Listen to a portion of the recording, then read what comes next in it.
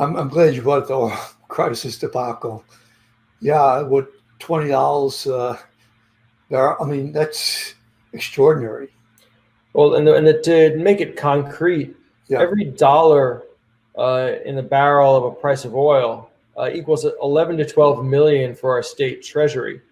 Our state budget this past year had been budgeted at $57 per barrel.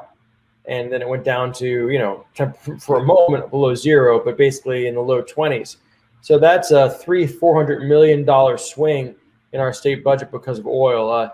It just makes our budget too volatile to always be dependent on energy, unfortunately. So energy is going to continue to be important. It's a key foundational industry, but we do need to diversify around that.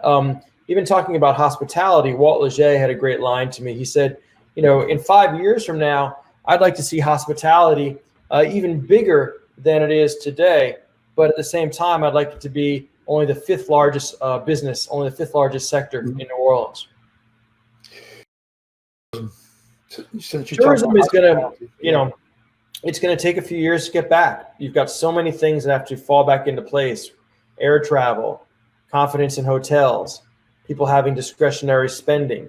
All of those things have to come back online.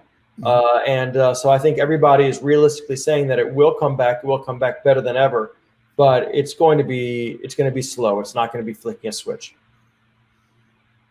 And that's the entire region, not just the entire state. Yeah. One of the things that we really have to do is like we did after Katrina, where we take some CDBG dollars and invest them in a Louisiana is open for business, come visit Louisiana type of program.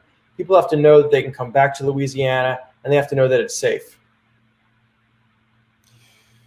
So let's talk about, focus a little bit more on sort of the positive. What I'm going to do is I'm going to do something kind of interesting. If you don't mind, I'm going to try to share our screen. Great.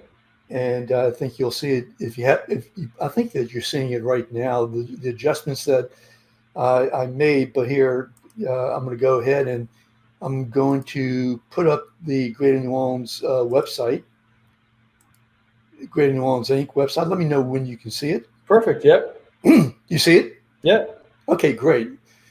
That's really interesting. There's a little delay on the video, but they'll see it too. So I'm going to scroll down, and what is there anything in particular in terms of your website that you think that the audience really ought to know about in terms of what's going on right now?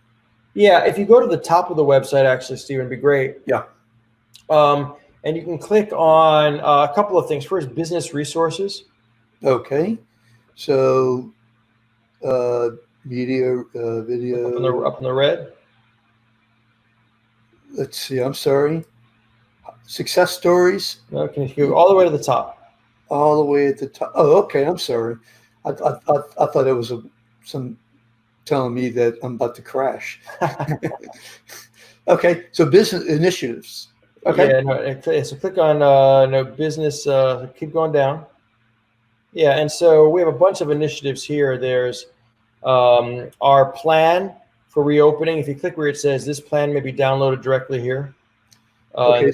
So help me here. Right there. Stop. Yeah. Okay. So you can first you can sign up for the daily newsletter email, which I get. That happens. Are you getting ours every day, Stephen? I sure am, and I'm going to show that in a second. Then we've got a plan. We don't have to go into it now, but we've got a plan for reopening, which you can click on in the orange box below that. Okay, so am I there yet? Yep, you just passed it, and then we've got in that next. Yeah, that's right there. If you can open your business. Can open, okay. And then if you go down below that, the next orange box, there's a comparison chart of different lending programs that people can look at if they want to know which ones they can apply to. Interesting. I bet you've had a pretty good amount of traffic. Yeah, well, this isn't our first disaster. Yeah. So I think we've got a good sense at this point about what people really want and need. They need clear, concise, actionable information. And so we've gotten pretty good at dumbing it down and giving that to people. And that's what this is all about. Yeah, really, really terrific. So can my business open? You mentioned that GNO Inc. has a plan. You want to talk about that plan a little bit? Yeah, the purpose of our plan is really to show people that it's not as much a comment on the timing as much on the ability and the commitment of business to really do whatever it takes to open safely. So it details everything from PPE in the workplace to distancing to new labeling, new protocols for employees, new ways of handling guests. For example, we talked about that online. But the point is that businesses is ready to reopen, and they're ready to do it in a very different way than they were doing it 2 months ago. And so we think it's important because business being open is about getting the economy going. It's about keeping people employed. It's about the psychological health of the community because it's difficult not working. For all those reasons, we think using all these new protocols, it's time for business to get back open again. So I guess each industry is going to have its own protocol, obviously. And, a lot of people, including myself, very, very frightened about going out to different stores and things of that nature. I mean, that's just the nature of the beast, especially when you hear about possibly the deaths doubling, within a month.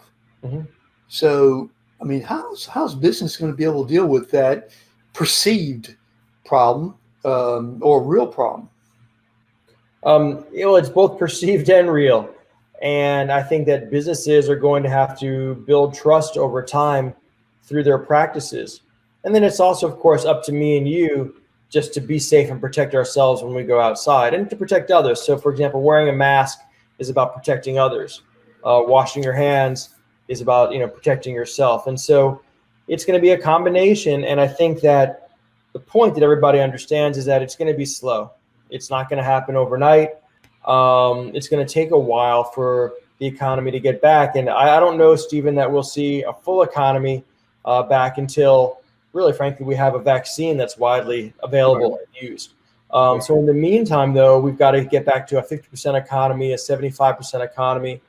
And that's much better than the alternative, which is where we are right now, which is basically, relying on government stimulus to keep us alive. That's not good over time for business, for individuals, or for the government. So starting to make that transition, even if it's halting, even if it's slow, I think is important. I think it's really significant.